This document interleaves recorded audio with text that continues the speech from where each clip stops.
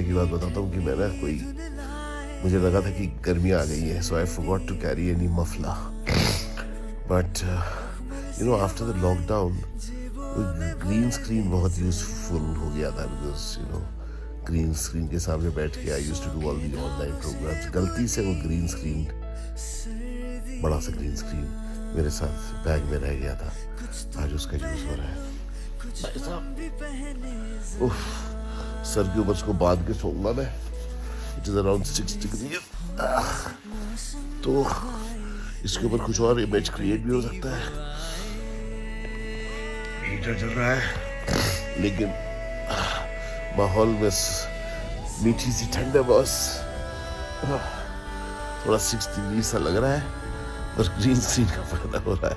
I just thought I'd share that with you। कोई खांसी वासी नहीं है, ऐसे ही थोड़ा सा ये हो गया है। So good night.